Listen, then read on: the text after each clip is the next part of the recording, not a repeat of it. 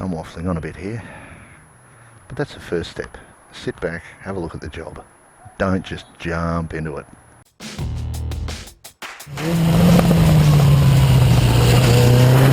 Hello. This time on Crash Test Dummy TV.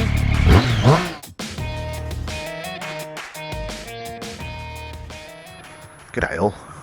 Okay, so you've picked up a bike, in this case a non-runner, only because the battery's flat and it hasn't been started for years. This one about 15 years at least. I've got to work it out, but roughly about that long. What do you do with it first?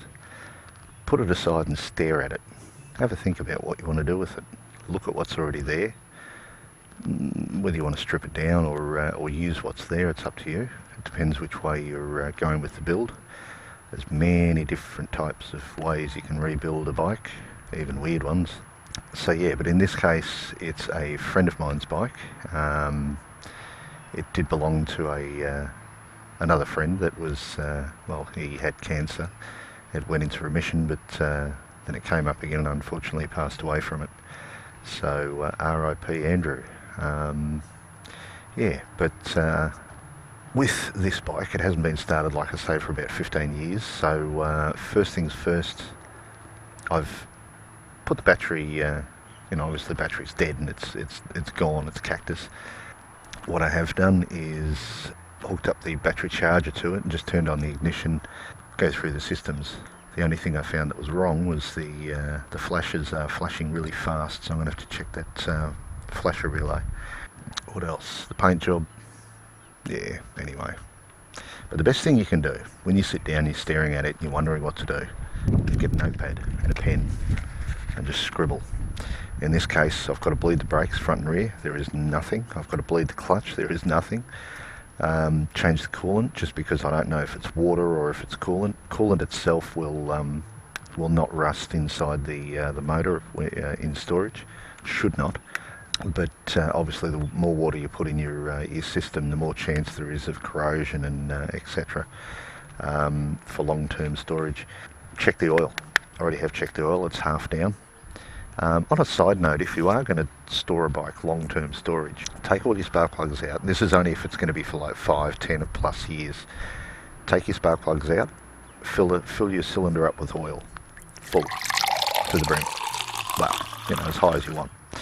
Now what that's doing is obviously locking it in oil, getting rid of all the moisture, and yeah, long term. But make sure you leave those plugs unplugged, the leads, and put a little note on one or more of the leads just saying cylinder full of oil. Yeah, because you don't want to blow your motor when you pull it out of storage. Yeah, back to this. So what I'm going to do with this is, yes, get it running again, get it rolling, get it started, and ride it up and down the road to get the bearings moving again. They're so stiff. Brakes, they crunch, or, you know, grind a little bit, but that's to be expected with long-term storage. They've probably got a layer of rust or crap or whatever on there. Bearing in mind your brake pads do have metal particles in them, amongst other particles, so you will have little spots of rust potentially. Carbies, petrol. Check the tank. My ZXR 750. When they manufactured those tanks, they probably used really crappy material, and that's flaking rust. With it only had a little bit of petrol in. Petrol does hold water. The petrol you get from the pump is not clean. It's dirty, yucky stuff. There's many videos on YouTube about that. How pedantic you are in regards to what machine you run, that's up to you. Obviously you want to filter it. Anyway, carbies. Drain the bowls before you start it. Reason being there is it's gonna take out any gunge that's there's only a small amount of petrol in the bowl, so the chance of it turning to jelly is high chance.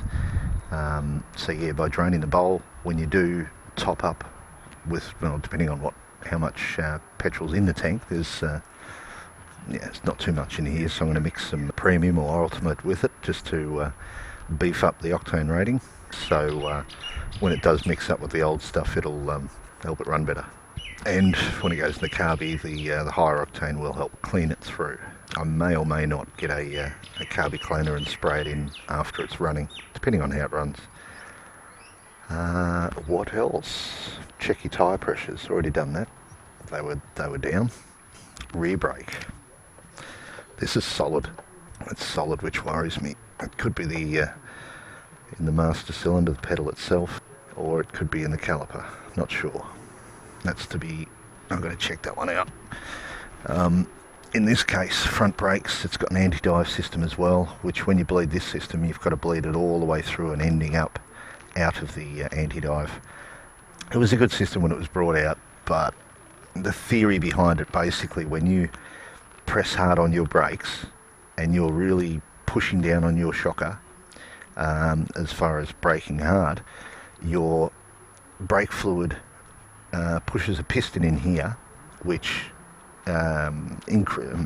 decreases the, I don't know, it pressurizes the shocker basically, so it won't dive so much using the brakes itself. It's a good system. I mean, when you brake hard, that's obviously when you want less travel in your shockers. Yeah, so have a look right over the bike. I mean, this shroud itself, I don't want to put it back in storage with that surface rust on it. So I might pull that off, give it a spray. I'm not going to wash the bike because it's going back in storage. I don't want to make it moist to then continue rusting. So I'm going to wipe surfaces, and probably in the end, when I'm going to put the covers back on, I'll give it a spray of that SC1 new bike in a can, but more so just to lock, put a barrier in between any elements that may fall onto it. You've noticed in the garage when I do store bikes, even for a day, or well, not a day, but even for a week or more, I cover them up in bed sheets, mainly absorb any moisture, stop any dust from falling, etc. What else do we have to do? You want to go through everything. Just have a feel, have a look. And this is before you strip it down. I've seen too many people get projects and the first thing they do is start pulling everything off before they even start the bike. And then later on down the track, inevitably with some people in their projects, they give up because there's stuff everywhere and they can't remember how it went back together. Back to the bikes. What else have I found? This. I hope you can see this. See the yellow crystallizing, or the yellow colour? That's actually brake fluid that's dried. Now it's leaked out of the clutch system, which is still brake fluid, hydraulic fluid, and brake fluid does lift paint. So as you can see here is a bit of an example of how over time those little, oh bloody hell, those little yellow, or the brake fluid has gotten under here and lifted all the paint, even on something that's been factory powder coated or whatever that was, whether it's sprayed or powder coated, not sure. So yeah, brake fluid, nasty stuff. Got to check the gears. I haven't successfully gotten it into first yet. Oh yeah, well, maybe not. I'm going to check that one.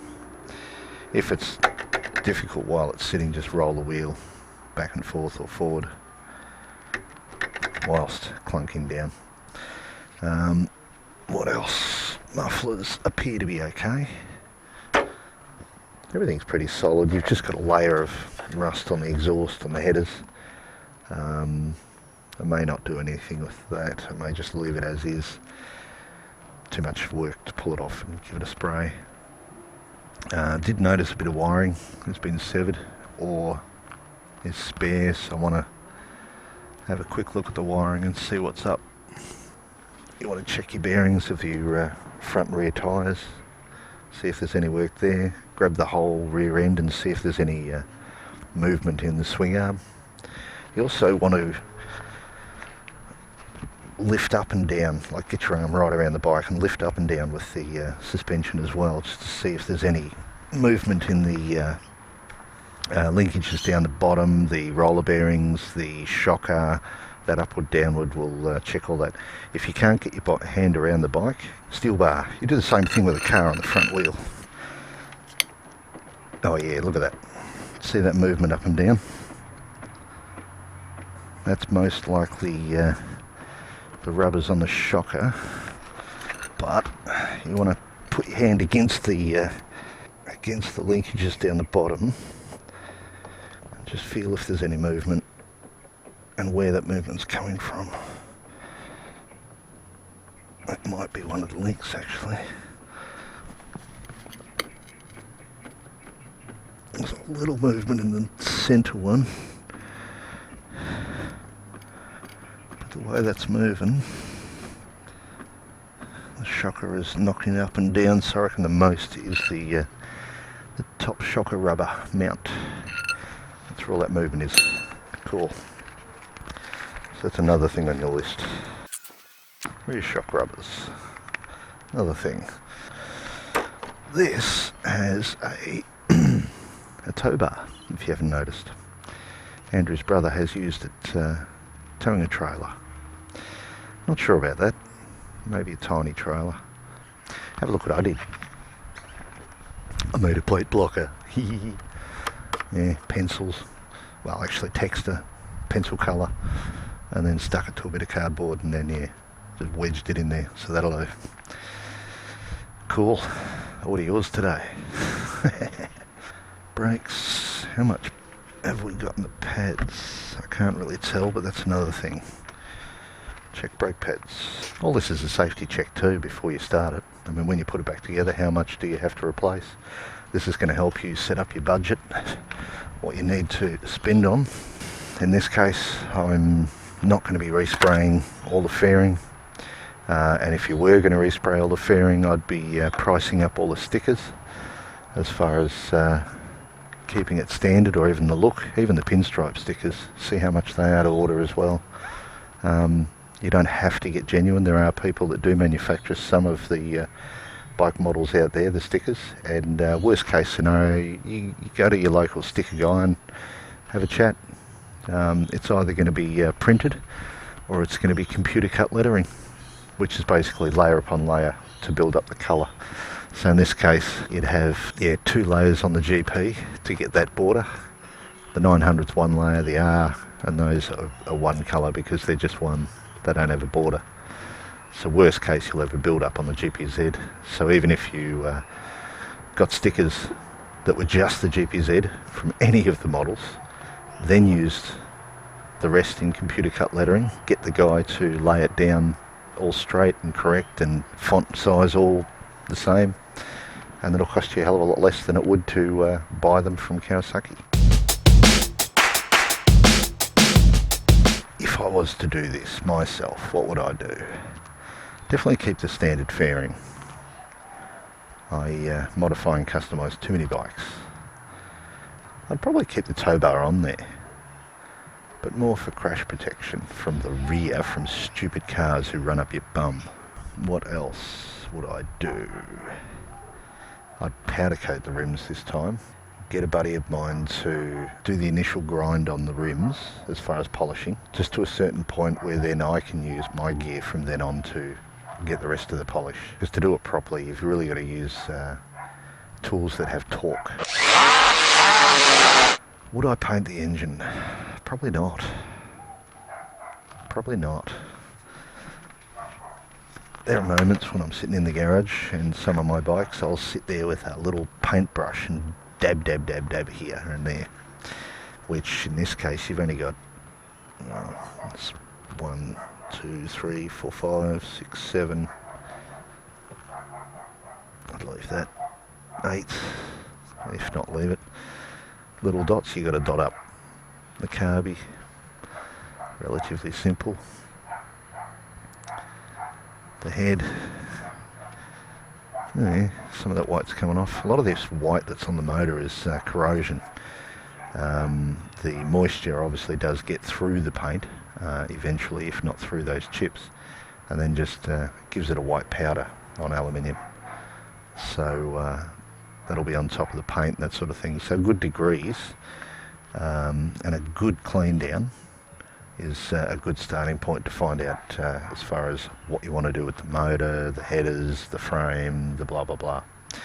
So that'll be the second thing that you do after you've sat down, written your list, had a good look, a few cups of coffee, a couple of beers, whatever you're doing. The second thing you do, take the fairing off, leave the tank. If not, take the tank off, take all those bits off to access the frame, the motor, the headers, the wiring, so you can clean the bike from the inside out. And then after that point is when you're going to decide to start stripping down. I'd recommend keep it a rolling frame as long as you can. Worst case, to move the project in and out of the garage for better light. Try and keep the brakes working too, because in my case rolling backwards can be a challenge sometimes. I don't want to hit the mufflers on the door or pegs or indicators or anything like that. Tyres, front would have to be replaced, rear is brand new. So yeah, write your list. Always start with a list. Worst case, you give up on the project. The next owner's going to have a list. It'll help the sale, it'll help him, it'll help everyone. Everyone's happy. Cool. That's enough for this episode. Groovy. Thanks for watching. Later. Bye.